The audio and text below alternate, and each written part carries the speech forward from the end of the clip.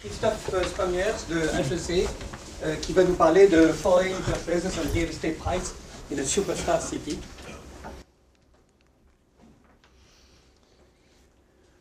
Okay, so thanks for giving me this opportunity to talk about my research, and of course thanks for supporting this research and other finance research as well.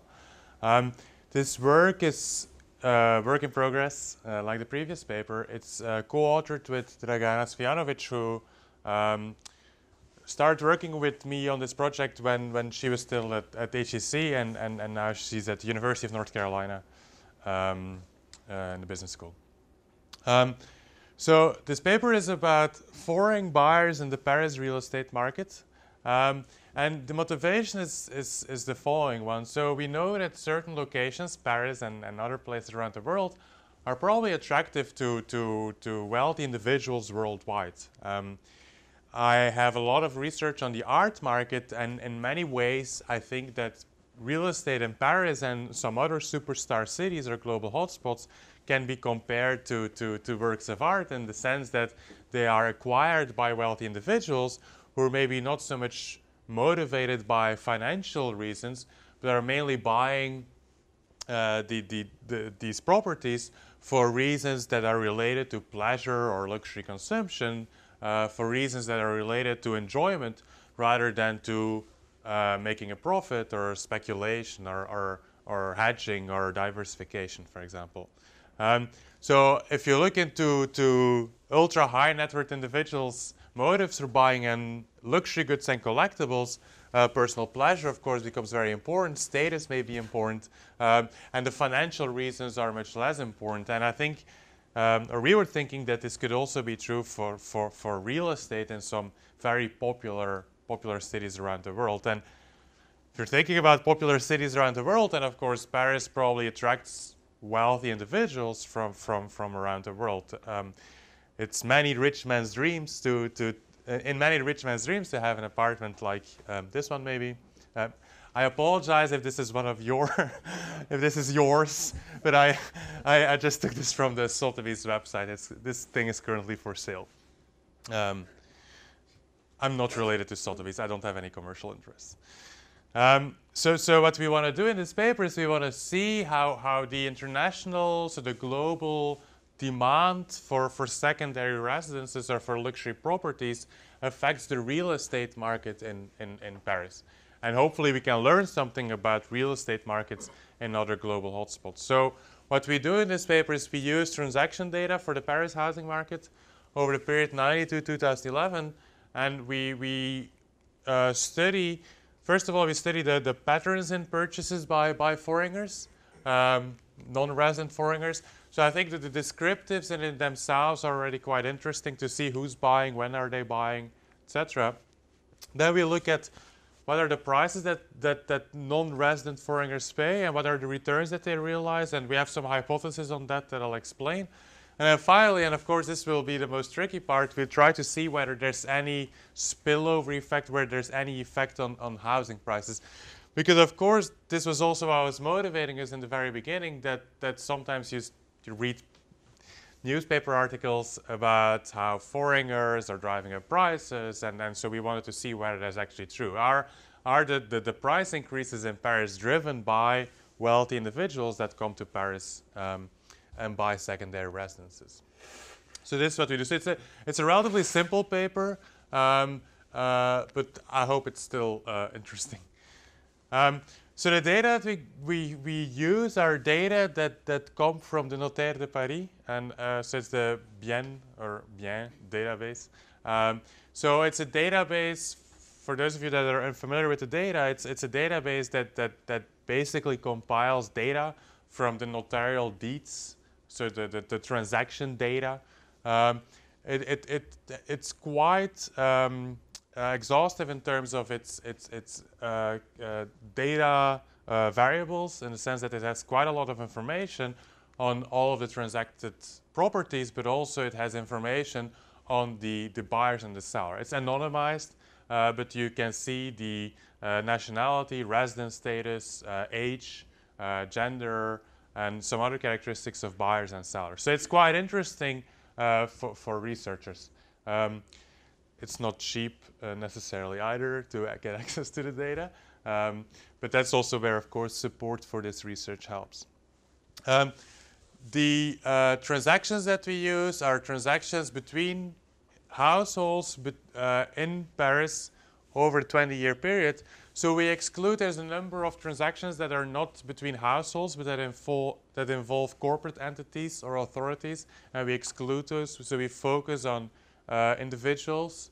And we have to exclude a few transactions where we don't have information on the nationality of the buyer or the seller. So at the end of the day, and I'll show more descriptive statistics, but at the end of the day, we're left with 39,000 transactions in which the buyer and the seller or the seller was non-French. And then to have a control sample, we also get a 10% random sample of all transactions where the buyer and the seller were French. Right? So we're working with a random sample because that should suffice for doing the statistical analysis. So we're not having all transactions over this 20-year period, but we're working with a random sample. Yeah. Can I ask a quick question? Yeah. But what's the size of transactions within the full number of transactions which are involving a foreign... Well, so if you would look at the percentages, I'll show percentages in a minute, but so this is a 10% sample, so that means that if you multiply this by 10, you get 330,000 transactions with solely French buyers and sellers. So about 10% of the transactions involve a non-French buyer or seller in this period. But these can be residents or non-residents, and I'll get back to that. So these are just foreign buyers or sellers. So this is probably very small, but just in terms of the descriptive, so if you split the data in a number, you can split the data in a number of ways. So you can look at the buyer and the seller, whether it's foreign or French. Well, first of all, no matter which sample split you look at or group you look at, it's clear that prices have gone up a lot over the last 20 years, and probably many of you are well aware of this. But if you compare mean prices in 92 versus 2011, which is when our sample period ends, prices have about tripled. So that's true for any kind of subsample. The other thing that you see is that if you look at the average, so the average price for French buyer, French seller in 2011 in Paris was about 430,000 euros. These numbers are a bit higher if you look at foreign buyers. Then you'll see slightly higher prices, and this is something I'll get back to. But so you see that you have quite a lot of sales where either the buyer or the seller was foreign. And this is not controlled for quality? No, this is just average prices, and I'll get to the quality controls. Now, so first when we started doing this, we just looked at foreign buyers and sellers versus French buyers and sellers, but of course, foreign buyers may buy for reasons that are not really related to what we want to capture. We're interested in luxury consumption, secondary residences, and of course foreigners may buy for reasons that are related to immigration or employment. I'm a Belgian resident of Paris. I'm not here for luxury consumption purposes, or not mainly. And so to get a sense of luxury consumption demand, to get a sense of these secondary residences, what we needed was data on the residence status of the buyer. Because of course, if the buyer's primary residence is outside of the country, then these are likely to be acquisitions of second homes rather than primary homes. And you can see that in the data as well, right? It's clear that non-residents are, of course, much more likely to indicate that they use the property as a secondary residence. Strangely enough, there's some sellers that are classified as non-residents that still indicate that they use the property as their primary residence, but that's a very small minority. So it's also, if you look at the non-resident buyers, they tend to be a bit older, they tend to be more likely to have a managerial position, they buy more expensive property. So this is very much in line with non-resident foreign buyers being or coming to Paris for luxury consumption purposes. And it's also true if you look at the buyers and sellers and you look at the correlations across nationalities or geographical areas and how many of the buyers are non-residents and how many of the sellers use their property as a secondary residence, the correlation is very strong. Now, why do I use this with the sellers? Because I don't have precise information on whether the buyers will use their property as a secondary residence. So I only have information, good information, on whether the sellers used it as a secondary residence, not whether a buyer will use it as a secondary residence. So that's why these are slightly different dimensions of the data. But I can show you some tables. Now, if I would ask you, let's do a little quiz. If I would ask you, what's the largest foreign buyer group in Paris? Italians, yeah. So the Italians are very prominent. So if you look over the sample period, the number the foreign buyer group with the largest number of purchases, Italians, followed by the British, US, Portugal, Algeria, China, Germany, Spain, Morocco, Tunisia, Belgium, Switzerland, Ireland, Japan, and Iran. Now, you can see that the Italians are very prominent together with the British and the US, but it's also interesting that there's some variation in the use of these properties by these buyers or these sellers. So if you look at, for example, Chinese buyers, there's very few of them that are non-residents, right? So there's only 4% of the buyers that are non-residents. And also, if you look at the use as a secondary residence among the sellers, it's very low. So that's why it's important to really disentangle between foreign buyers who are here for let's say, reasons related to immigration or employment, and people who are here for reasons related to luxury consumption. Because at the other end of the spectrum, you have, for example, Switzerland or Swiss buyers or US buyers, where most of the buyers are actually non-residing in Paris. They're buying and they're non-resident, and they're much more likely, for example, if you look at the Swiss, they're much more likely to use the property, to have used the property as a secondary residence. So you really see these different types of uses, and you really see clear nationality patterns in the data. Okay, so then if you look at, well, this is Paris. You're probably well aware that Paris has 20 arrondissements. Not everybody is aware around the world. That's why I have this slide. But if you look at the dispersion across arrondissements, of course, there again you see very clear patterns, right? So if you look at the 6th arrondissement, for example, this is probably not a surprise. But if you look at the 6th arrondissement or the 5th, the 7th, the proportion of non-residents among the foreign buyers is very high. So this is how many of the foreign buyers are actually non-residents. So this is not necessarily something about how important are foreign buyers, right? Because the first column shows the number of foreign purchases, and the number of foreign purchases over this period is higher in the also more populated 18th or 19th arrondissement, for example. But these are also arrondissements where the number of non-residents among the foreign buyers is lower. In the lower arrondissements, let's say, you get lower number of foreign purchases, which makes sense, but you also get a higher proportion of non-residents, right? And also, you can see the same patterns if you look at use of secondary residences among the sellers. What you see is that in the 5th, the 6th, the 7th, the declared use as a secondary residence is much higher than in the 18th or the 19th or the 20th. So this is probably not very surprising for those of you who know Paris well, but it's still interesting that we see this in the data as well. Now these are data on the level of the arrondissement, and of course what we wanted to do is we want to go to a slightly finer level of analysis, because as you're well aware, these arrondissements, I mean, of course, they're very large, and average population is very large. So what we do is we use the IRIS neighborhood units that were also mentioned in the previous presentation. So these are statistical units. Think of blocks of houses, and every IRIS neighborhood contains about 2,000 individuals. So typically it's a few apartment blocks, and they're grouped together, and that's one statistical unit. And the nice thing about these blocks of houses and these statistical units is that you get information from the French Statistical Office on things like average income or average like demographics, education level, etc. So if you split up Paris in IRIS neighborhoods, there's about 1,000 IRIS neighborhoods in Paris within the périphérique.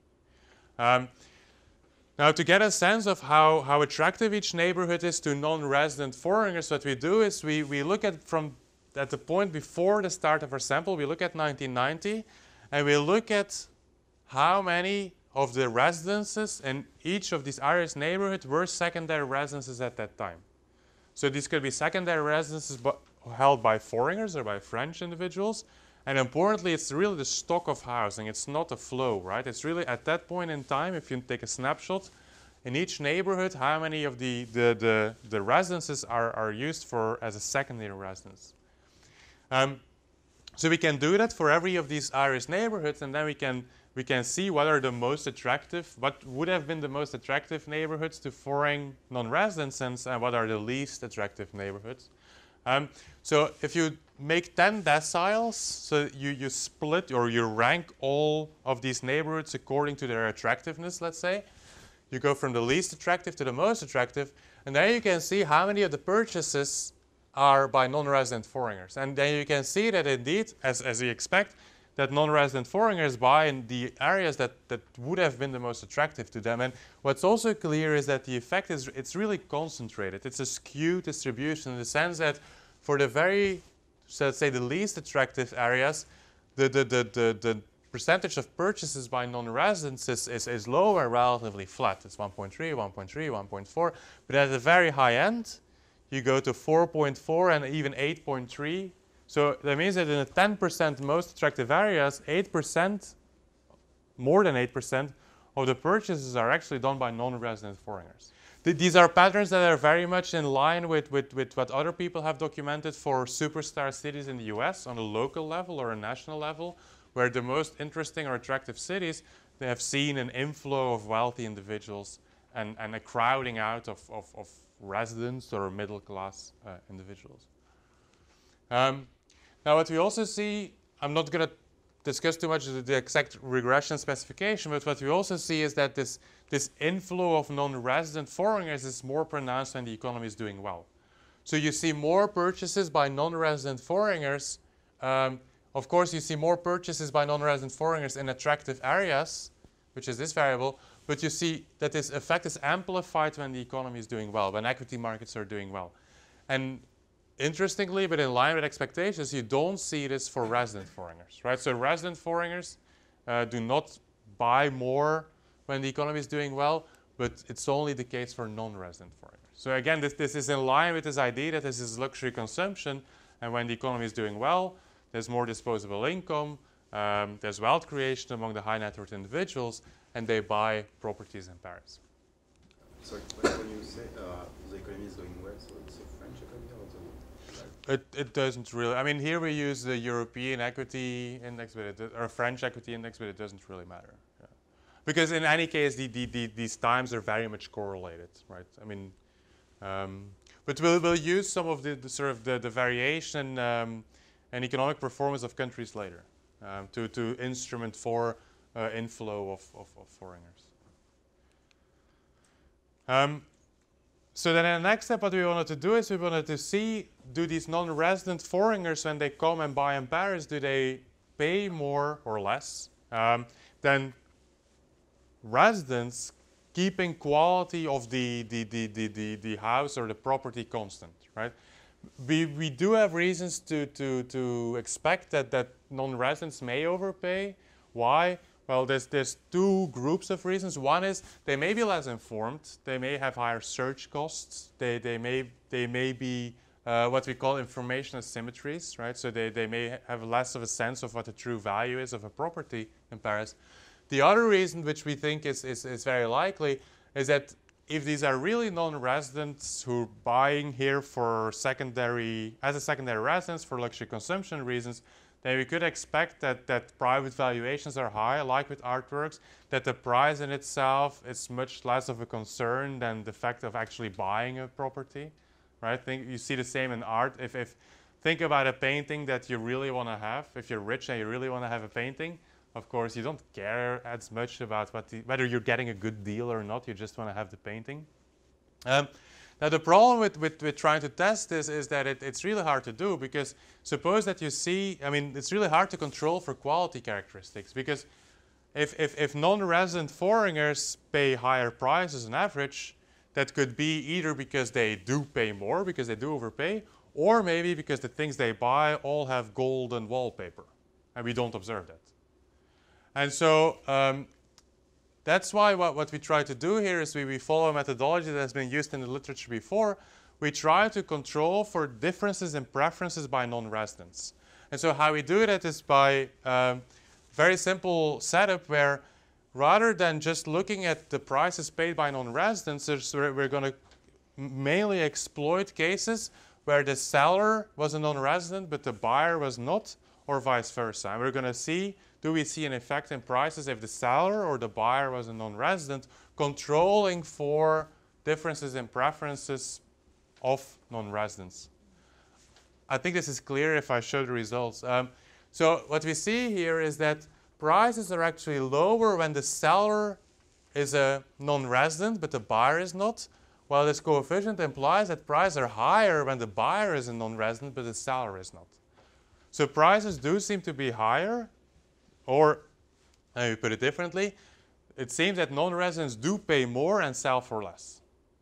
Even though at the same time the second coefficient implies that indeed these non-residents seem to be buying things that are of higher quality among some dimension that I cannot observe in the data. So maybe all these properties do have golden wallpaper. Right? This is what implied by this coefficient. So they buy more expensive properties for reasons that are unrelated to things I can observe, like location or number of bedrooms, bathrooms, all these things I can control for. But even controlling for that, prices seem to be higher, which suggests that there's something that I cannot see in the data that makes these properties of higher quality. But importantly, the most important thing is that they seem to overpay. Now, luckily in the data, I also have information on the previous transaction price in quite a number of cases. And of course, if I have the previous transaction price, what I can do is I can really compute price appreciation between purchase and sale and see, controlling for everything else, check whether if a non-resident foreigner sells, whether the return is lower, and when a non-resident foreigner buys on the second point in time, whether actually the seller is realizing a higher return. Right? So the question here is so what we're doing here is we're regressing returns between purchase and sale on a number of controls and two variables related to non-resident foreigners. One is a seller a non-resident foreigner? And then we would expect the return to be lower if indeed these non-resident foreigners are paying more and selling for less. Or if in the second point in time, if at the second transactions that I observed, the buyer is a non-resident foreigner, I would expect the return to be higher, because if a local sells to a non-resident foreigner, he'll realize a higher return. Okay, so that would mean that you're better off selling to a wealthy foreigner buying here as secondary residence, because he'll pay a higher price. And so this is indeed what you see in the data. So non-residents, they realize lower capital gains, and if you sell to a non-resident foreigner, you're actually getting a higher return. Right? So this is very much in line with non-residents either being less informed or them having higher private valuations, not so much bargaining power, and caring less about getting a good deal, if I can put it like that. In the research, in other research that has been shown before, that wealthy individuals actually have less bargaining power in the housing market. Right? If a wealthy individual tries to buy or to sell and bargains with somebody else, the wealth will hinder him in getting a good deal, because in a way it's not credible if he says that he cannot pay the property, for example, because he can pay the property. So wealth decreases bargaining power in the housing market. Okay, so finally, the most tricky part is, so remember that I said at the beginning that one of our motivations was to see, okay, what is the impact on prices in Paris of the inflow of these non-resident foreigners? And we see that they buy in Paris, and we see that they pay slightly higher prices, but it's really hard to see whether this has effects, spillover effects on prices for, let's say, locals, residents, or French, non-French or French residents. If they go out and buy a property, whether actually they'll pay higher prices because of the non-resident foreigners. This is really hard to check. Of course, as a first step, what we could do is we could see, do we see higher returns in areas where we've seen more purchases by non-resident foreigners? That's like a sort of intuitive first step. If you compare areas where you've seen a lot of non-resident foreigners buying and you compare them to areas where you don't see a lot of non-resident foreigners buying, do you see a difference in returns or capital appreciation? And if you do this, you do see it to some extent. So if the average annual number of purchases between purchase and transaction was higher, between purchase and sale was higher, you do see a slightly higher capital appreciation. Now, these numbers are a bit hard to interpret, but they're very small. This would mean that a 10% higher or 10% more purchases by non-resident foreigners is associated with an increase in prices of about 0.05%. So these numbers are extremely small. So even though the effect is statistically significant in this setup, the economic effect is really small, because if you compare this to the price increase in Paris over the last 20 years or so, where prices have tripled or quadrupled or something along those lines, price increases of a few percent, they don't mean much, right? Most people would almost find that irrelevant in Paris. The problem with this analysis is that it could be that returns are higher or lower in those areas for reasons that are unrelated to these non-resident foreigners. Maybe these are areas that have become more attractive to residents or less attractive, or they're gentrified, or I mean, there could be other reasons driving this correlation. So what you really want to have, I mean, what we could call it an endogeneity problem. What we really would like to see is whether we can find an exogenous source of variation that only determines the inflow of non-resident foreigners without directly affecting prices. Because if we can find what we call an instrument, we can see, okay, let's find an instrument that only drives demand by non-resident foreigners and then see if that drives prices. Now the problem with this is that it's really hard to think of an economic variable that only drives demand by non-resident foreigners and thus is uncorrelated with the local economy, for example, or local fundamentals in Paris. So what we came up with are two things, and they're driven, or they're informed by previous literature as well. So the first thing that we use is, okay, to find a source of variation of non-resident demand in the last 10 years of our sample, we're going to check how many purchases were there by non-resident foreigners in the first half of our sample. The reason being that also other papers have documented that there's quite a strong persistence in inflow of foreigners in real estate markets. Could be different reasons. One is that people like to flock together where other people of the same nationality or other non-residents have bought before. That could be one reason. Some people have called that preferred habitats, right? So you may want to go and buy where other people of the same nationality have bought before. So the Italians may want to go to a place where lots of Italians have bought before, because that's where maybe they sell, I don't know, this Italian sports newspaper, and there's a pizzeria, and let me not use all cliches about the Italians, but that's somewhat the idea. The other idea could be that maybe if there's been a lot of Italians buying there before, then as an Italian, you get easier access to information about that area. If there's already 20 Italians who bought in an area, then maybe there's lower information symmetries because you can talk to the people who are there, or maybe you know somebody there, or maybe there's an agent that makes it easier for you to buy there. And so these could all be reasons why there's a lower information asymmetry. So that's the first thing that we use. The second thing that we use is we use changes in exchange rates. And this will not work with Italians because they're in the same currency area. But the idea is that we suppose that, think about an American who's interested in buying in Paris. If the euro, or if Paris real estate becomes more expensive in dollar terms, he'd be less likely to buy. And you see this also anecdotally in newspapers, that indeed these exchange rates may matter. if Paris property becomes cheaper in pound terms, then we can expect to see a larger inflow of British non-residents. And I mean, I'll leave out the technical details, but the combination of these two instruments gives us an intuition as follows: suppose that that Paris becomes cheaper in dollar terms, then we would expect to see a larger inflow in those areas in Paris where Americans have bought before. That's basically the idea. Now, if we use this as an instrument for exogenous demand, or as an instrument for our international demand, what we do see is that these instruments work, so in the sense that there is persistence in inflow of non-resident foreigners, and currency or exchange rate changes seem to matter. So if Paris becomes cheaper, then you'll see a higher inflow of non-residents.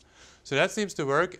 Now, if in the second step we now re-evaluate the effect of purchases by non-resident foreigners on property prices, we still see a significant effect. It's a bit larger than before, but it's still relatively small. Well, it's still very small, I would say.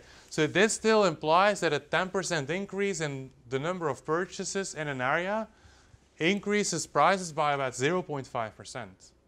Again, compared to the increase in property prices in Paris, you would have to see enormous increases in non-resident foreign purchases before this really is somewhat comparable to the increase in property prices. So it seems that even though the effect is there seems to be a causal effect, which we would expect, because if demand goes up and supply is fixed, we would expect a price increase, that in economic terms these effects are really, really small.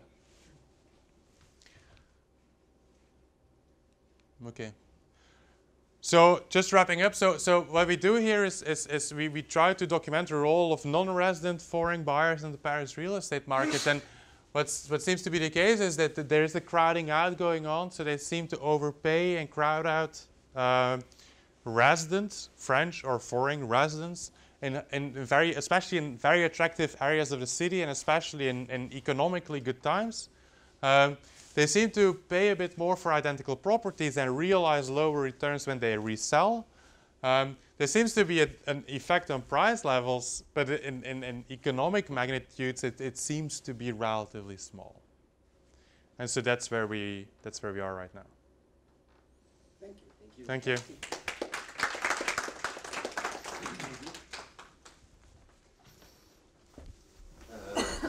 Is French fine for everybody? Ok, très bien.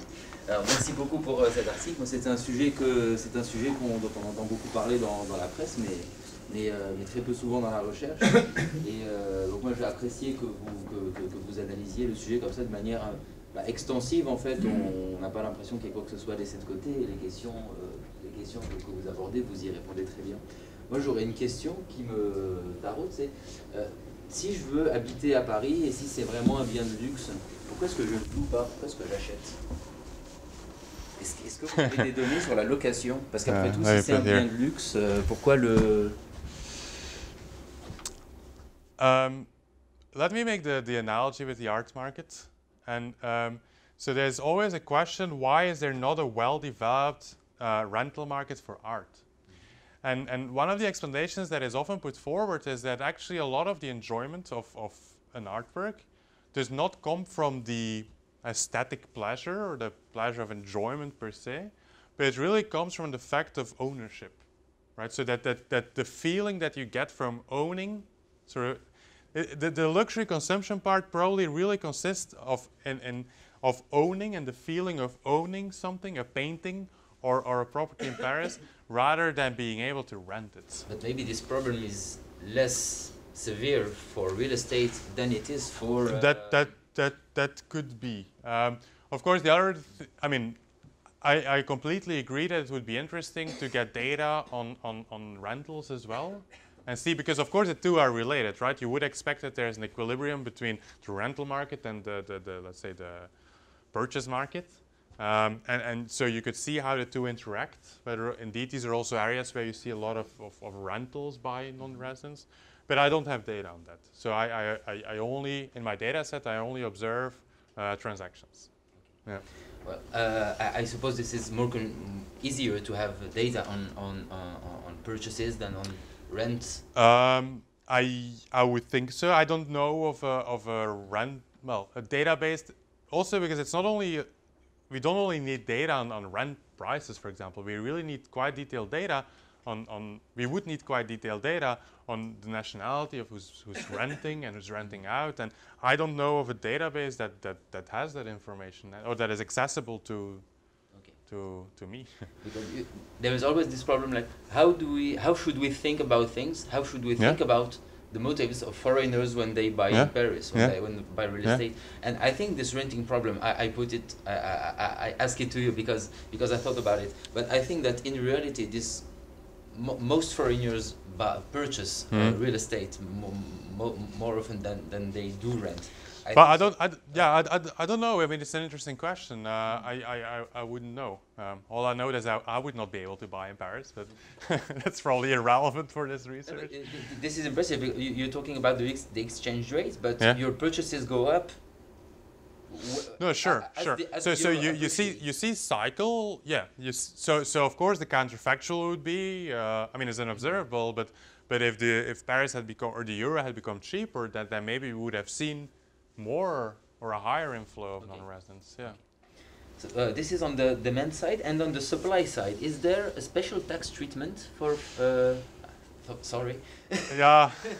I think it. I mean, how these things are taxed depend, and well, first of all, it depends on the nationality of the buyer, and whether it's EU or non-EU, and secondly, there's been a few changes over the years where there's been a harmonization of the tax treatment because according to EU rules, you cannot discriminate certain foreign buyer groups.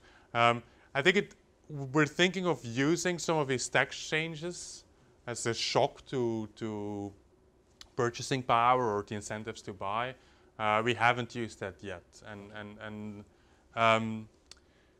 so we're currently ignoring differential tax treatments, because it's not only the tax treatment in France that may matter, right? The complication is that it may also be the tax treatment in the home country that may matter. And of course, given that you have like the whole world buying here, it would be quite a big task to take all of this into account. Okay. But it's clear that for some of the foreign buyers, it may, according to their or under their home tax rules, be more or less interesting to have a property in a country outside of their own country of residence. Okay, okay. Because I am thinking about Spain and in particular Barcelona. Barcelona encourages really foreigners to buy. I don't know if it's the private sector or the public sector, but you see, ads in Russian, in Arabic, and you just don't see them in Spanish in Barcelona sometimes. And I think that there's been a deliberate policy from the part of the Spanish government after 2008 to maintain real estate prices. Well, this is. Yeah, I don't think. Well, I don't think that the French authorities have had an incentive. Well, that they had to maintain price levels. I don't think that was an issue in Paris. What you do see is that I think it's become more attractive in the sense that it's harder nowadays to discriminate against foreign buyers than it was before because of EU rules, and you cannot discriminate and etc. But I don't think that such policy changes were driven by worries about prices per se. Right? I mean, they're really. No, but is there a deliberate policy? Does it exist or not? Not that I know. Okay. Let me put it that way. Not that I know. Okay. Because I think that here the worry is more that the affordability goes down for local, French or foreign residents, much more than that the worry would be that we need the foreign non-residents to keep prices at a sufficiently high level. I don't think that second is really a worry right now. You're right. Yeah. Okay. Thank you very much. Question? Yes, I'm trying to figure out what's happening, because you told us that the foreigners, they buy at more expensive than the locals, and they sell cheaper. Yeah. So I was wondering, who do they sell? Do they sell to French or do they sell to foreigners? Are you able to measure that in your data? Yeah. Let me see if this. So if they sell to other foreigners, there seems to be kind of inconsistency here. No, so I think that there is a high turnover of foreigners sell to French who sell to foreigners. I'm trying. So you have both, right? So if you look at sort of the composition, of course, these are residents and non-residents, but you often see that they interact with the local, so a French buyer or seller. But you also have cases where both where the buyer and the seller are foreign. Now, of course, if you think about the identification in terms of returns, the slide that I showed, this effect is let's say identified by by cases where the residence status is different. So this effect is driven, or the identification, the statistical identification is driven by cases where the seller is indeed selling to, the benchmark is that he's selling to a French or a local buyer. Okay, and when he sells to another foreigner, then you don't... Yeah, so basically what you would get is that these effects would start compensating each other, right? So if you have a non-resident foreign seller, but then at that same transaction the buyer is also non-resident, so the first would drive the return down, but the second effect would drive the return up again. Not entirely, but of course the two will start compensating each other, right? So it's true that even if you're a non-resident foreign seller, you're better off selling to a non-resident foreign buyer as well. Now, at the same time, my whole story is that maybe this is luxury consumption, and maybe they don't care as much about returns as I do. But you do see that effect, yeah. Yeah, one question or maybe one comment, I don't know. You track the percentage of flats that are being purchased by non-residents each year. But if my understanding is correct, maybe I'm wrong, I don't know. You don't track the percentage of flats which are owned by non-residents over time. And no. And the question I have for you is, there should be, if the number rises, there should be an eviction effect. So you have less flats available for residents if non-residents own a larger percentage of the Yeah, so you see that a bit in terms of crowding out now, because what I do is I aggregate the numbers, and that's what you see here, right? So basically this is like in these 10% most attractive areas, you get 1,000 flats, let's say, that were not owned by non-resident foreigners 20 years ago, and that are owned by non-resident foreigners now. So you do see this eviction, as you call it, or crowding out over time. I agree it would be interesting to get a better sense. So this is all flows, so purchase and sales. I think it would be interesting to get a better sense of tracking the stock, really, in terms of nationalities, residence status. But again, that's data that I currently at least don't have access to, because that's typically data that the ministry will have, and that there's research conventions between researchers and the ministry, but that's something that currently I don't have access to. You could just sum up the net inflows. Yeah, so that's what I'm doing, but still I think it would be interesting also, for example, as a starting point in 1990 to get a better sense of nationality. For example, what would be really interesting is if I can get a sense of in 1990 what is the nationality makeup of different areas in Paris, because that would strengthen my instrument quite a lot. Because what I now do in the analysis is I look into purchases in the first 10 years to then think about where they will purchase in the second 10 years.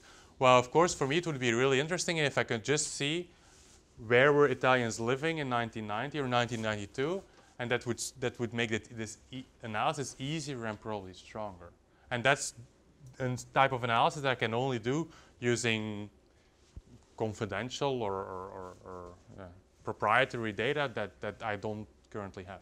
Yeah, because maybe one comment for that is, if you take Avenue Montaigne, for example, prices have nothing compared to any other space in Paris, and it would be interesting to see which percentage of the Avenue Montaigne is owned by residents, and it's probably almost zero. So yeah, I don't know, but I think it's so that's I appreciate your interest in Avenue Montaigne, but in any case, if we ever are able to do that, it would probably be a bit less fine geographical areas. But I completely agree that it would be interesting to get a better sense of at least if we have the 1992, we can sort of, on a detailed enough level, we can sort of track it over time. And I currently don't have this. I need to. The data. It's one of these situations where the data exists. It's a question of whether I can get access to the data. The data period is 1992 to 2011. Yeah. The status of real estate as an asset in the first period and let's say the second period is not comparable. I would say that real estate was not such a predominant capital parking asset in the 90s as it is in the second period. Yes.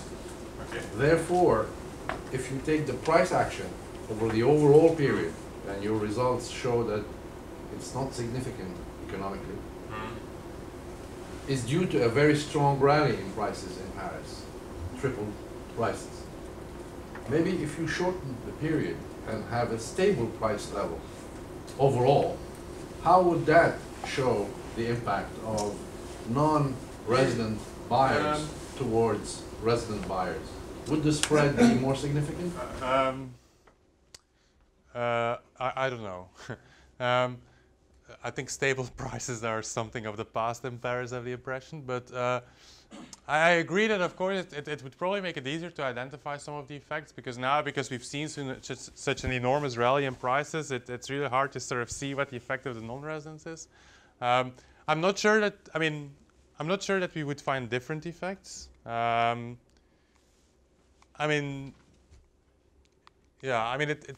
I cannot identify it. Again, I think it would be easier. Now the problem is that in this analysis, as I said before, I need to almost throw away the first 10 years of data to identify the effects of the second 10 years of data.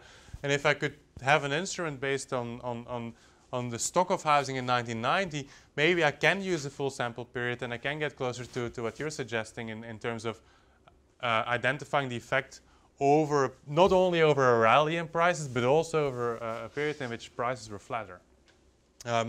But that's only possible if I can get a better source of exogenous variation based on data from before 92. We're working on that. But we are talking about the luxury market. How do you define it in your paper? I try to split up the samples in terms of the percentage of secondary residents in 1990. Where look, to be honest, I don't define it necessarily, but what I'm saying is that indeed, if you're looking at the types of transactions I'm interested in, they mainly take place in the areas where in 1990 you had the highest percentage of secondary residences, which if you would look at these data more in depth, tend to also to be, even in 1990, the more expensive areas, the more let's say the 6, the 7, the 8. A lot of the transactions that I'm interested are concentrated in such areas. But it's not that I define luxury in the sense that there's a cutoff between, in all areas. I think if you're talking about price levels of 430,000 euros on average, and then you're going to look into the non-resident foreign buyers, where the average transaction price is about 500,000 euros, you could argue that all of these properties are luxury properties in the sense that they're unaffordable to the 99% lowest wealth or lowest income households. But I don't want to put it sort of an arbitrary threshold where luxury starts for me or where it stops. I'm just trying to say that it correlates with wealth and with more expensive properties and more desirable areas, and that's where they buy. So you are not looking at a price au mètre carré? Well, I try to control for that, right? So when I look at how much they pay, what I do is I control for example, in regressions like this, I have controls here, and that controls for the size of the flat, but in a way, I'm not. It's true that when I'm looking at these transaction prices, this of course, sorry for flipping back and forth, but this of course is just a mean price, and it could be slightly different if you do this per square meter.